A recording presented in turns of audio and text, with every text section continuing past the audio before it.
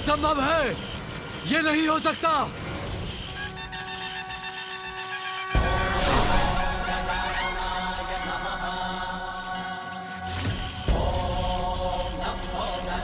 मेरा अंत मत कीजिए, मेरा अंत मत कीजिए, मुझे क्षमा कर दीजिए। ये तो स्वभाव ही है असुरों का। भारी पड़े तो शीश पर चढ़कर केश पकड़ते हैं, अन्यथा चरणों में ही गिर जाते हैं।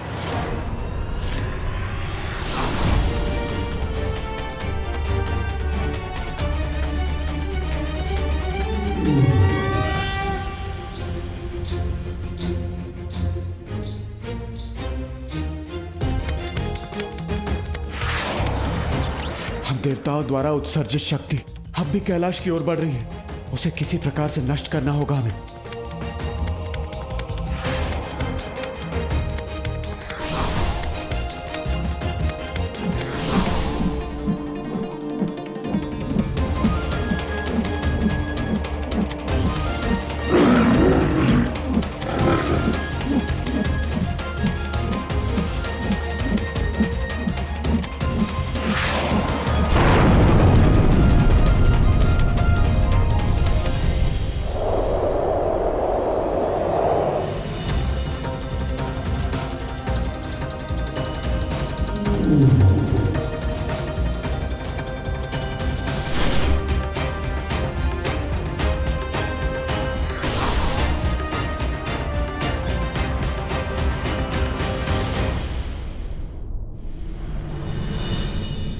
हे शिवपुत्र, मुझे क्षमा कर दीजिए, मेरा अंत मत कीजिए।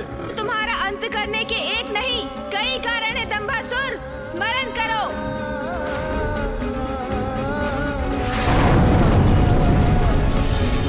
अब से कैलाश का अधिपति मैं हूँ, केवल मैं। बिना मेरी अनुमति के कैलाश में कोई प्रवेश नहीं कर सकता। कैलाश असुरों का है। तुम्हारा अपराध अक्षम्य है दंभासुर। नहीं,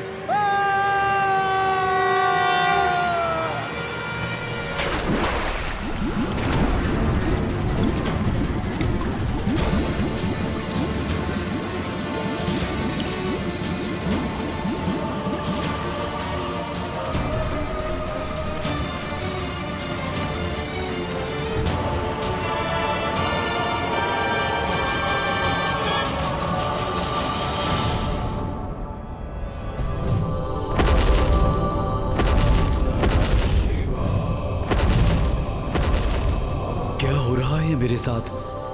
कैसी अद्भुत अनुभूति हो रही है।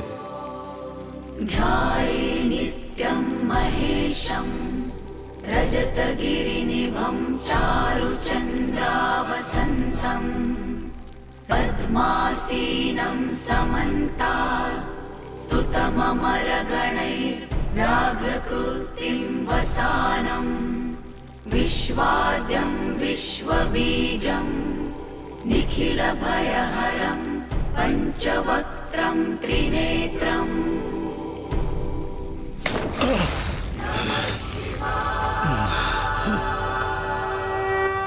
मुझे क्षमा कर दीजिए प्रभु, मुझे क्षमा कर दीजिए। मुझसे बहुत बड़ी भूल हो गई है, मुझे क्षमा कर दीजिए। किंतु मेरा तो सर्वत्र नष्ट हो गया प्रभु। मेरे पुत्र जो मेरा अहंकार थे, आपने उनका भी वध कर दिया। तुमने अपने पुत्रों और अपने अहंकार से कैलाश को हानि पहुंचाने का प्रयास किया और जिसके कारण इतने निर्दोष असुरों का अंत हुआ। और अब उसी अहंकार के कारण तुम्हारा भी अंत होगा दंभासुर। अब अपनी मृत्यु के लिए तत्पर हो जाओ। पुत्र गणेश, क्षमा कर दीजिए प्रभु, क्षमा कर दीजिए।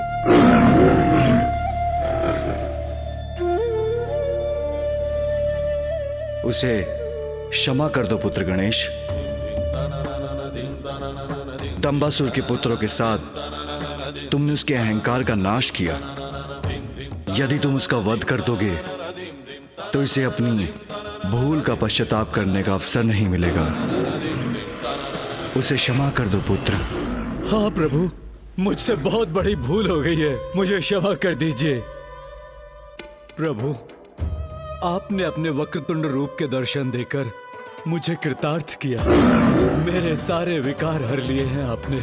मेरे सबसे बड़े पाप अहंकार से मुझे मुक्ति दी। अब एक कृपा और कर दीजिए प्रभु, मेरे सारे अपराधों को क्षमा कर मुझे सन्मार्ग पर चलने का अवसर दीजिए।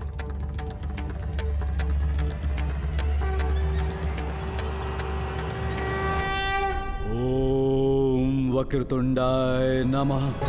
वक्रतुंडावताराश्च देहानं ब्रह्मधारका। ओम वक्रतुंडाय नमः। वक्रतुंडावताराश्च देहानं ब्रह्मधारका। ओम वक्रतुंडाय नमः।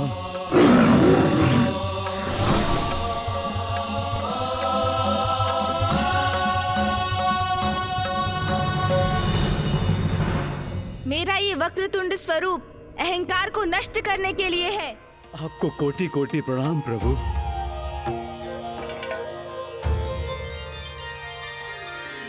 आज से मेरा ये वक्रतुंड स्वरूप अहंकार के दमन के प्रतीक के रूप में जाना जाएगा। अहंकार के दमन के प्रतीक के रूप में जाना जाएगा। अहंकार के दमन के प्रतीक के रूप में जाना जाएगा।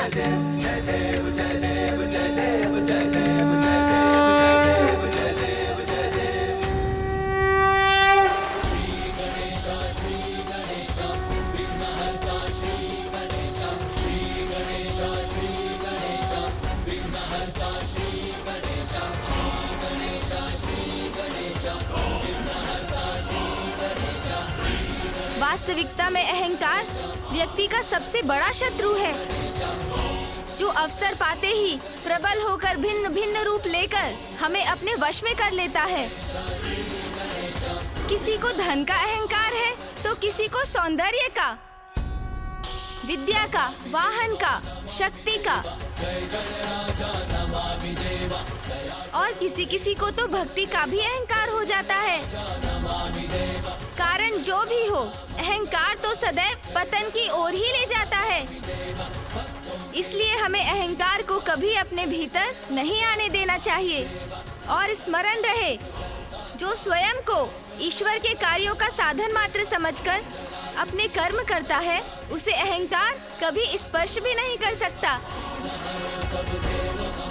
और अहंकार का ये विष मात्र असुरों को ही नहीं, देवताओं पर भी हावी हो सकता है।